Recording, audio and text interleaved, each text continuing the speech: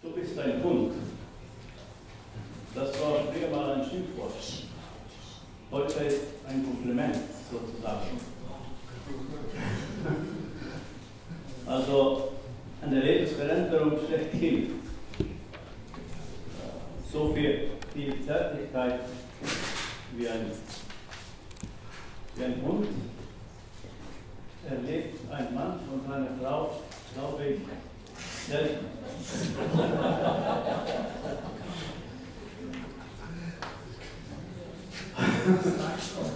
Also Ausnahmen bestätigen die Regel immer, ja.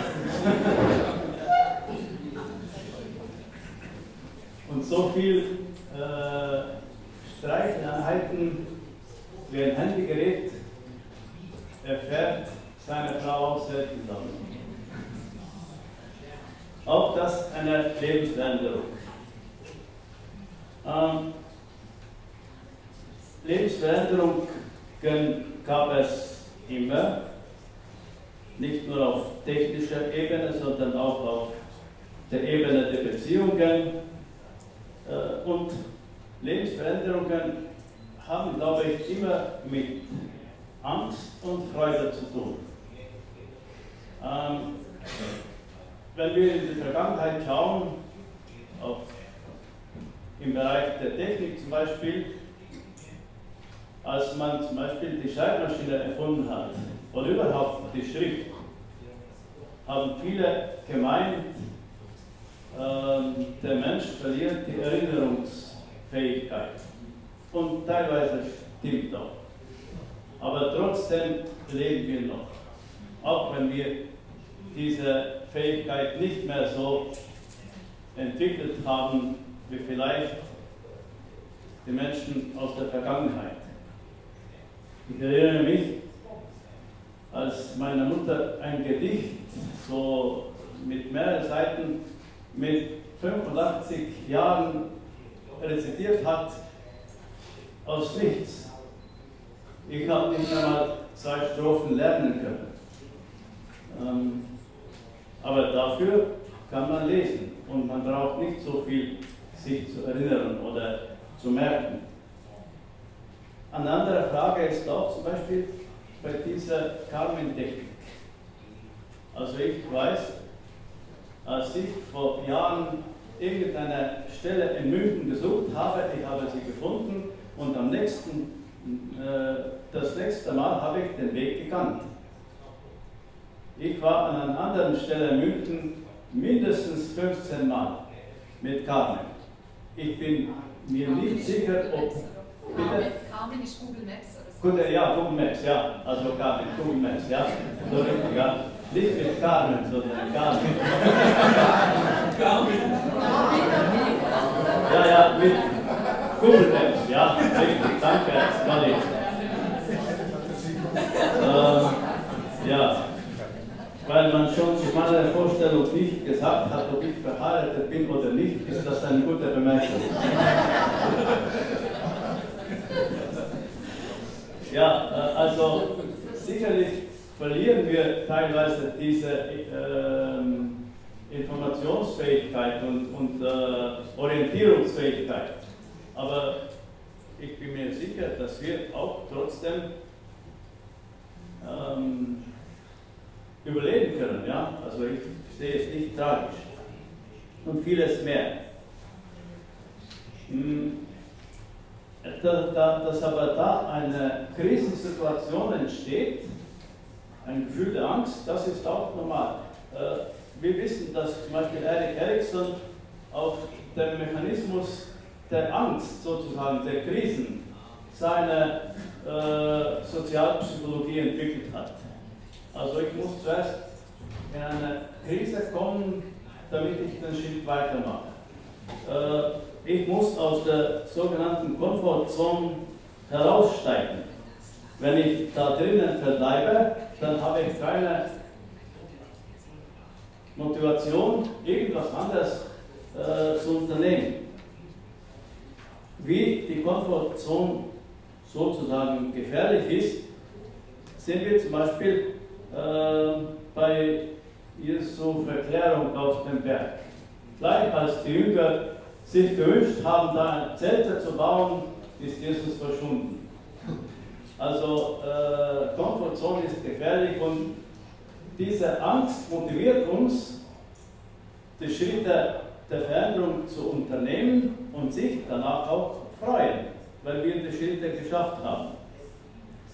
Oh, was habe ich gerade vergessen? Okay.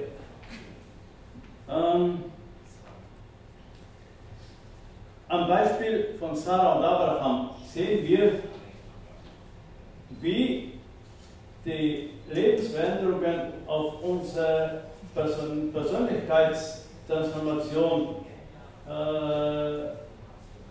beeinflusst. Ohne Lebensveränderungen wäre der Lebensweg der Beziehung zwischen Abraham und Sarah ganz anders verlaufen. Wenn überhaupt. Sie mussten zuerst aus dem Heimatland weg, dann haben sie die Krise erlebt, mussten sich distanzieren oder haben sie sich distanziert und aus dieser Distanz, also aus der Entfremdung, sind sie wieder zurückgekommen und sich gegenseitig gefunden. Und diese Bewegung zwischen Angst und Freude ist das ganze Leben hindurch zu spüren. Also die Freude oder Glück, Besorgnis, Enttäuschung, wir können die Geschichte nachdenken. Danke. Und klar, das Glück zum Schluss, dass etwas anders aussieht als am Anfang, aber trotzdem das Glück.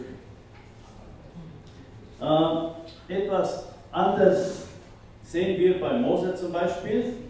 Bei Mose sehen wir, dass er sich zuerst persönlichkeitsmäßig transformiert hat lassen und dadurch die Lebensveränderungen geschaffen hat.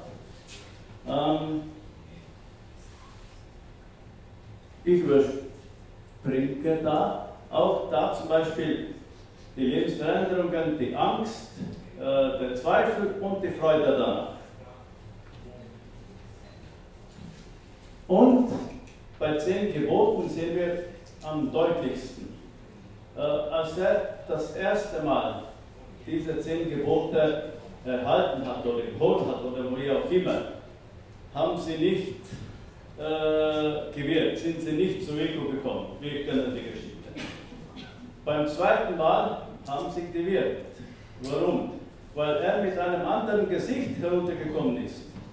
Also er hat sich zuerst selber transformiert. Diese Bestrahlung heißt, dass er die Gottesbegegnung so stark erlebt hat, dass sein Leben verändert hat, dass er dann anders ausschauen konnte und diese Veränderung bringt dann auch die Lebensveränderungen, wie wir wissen, welche Rolle die 10 Gebote dann gespielt haben. Und so sehen wir bei Abraham und Sarah, werden Persönlichkeitstransformationen die Folge der Welt- oder der Lebensveränderungen. Bei Mose sind die Lebensveränderungen die Folge der Persönlichkeitstransformation. Und ich glaube, in der Realität gibt es einen Dialog zwischen diesen 2 Dimensionen. Manchmal verändert die Umgebung mich, meine Persönlichkeit, manchmal verändere ich die Umwelt oder das Leben durch meine persönlichen Veränderungen. Und dadurch, glaube ich, finden wir auch den Weg, wo wir die Angst mit Freude auch überwinden können. Dankeschön.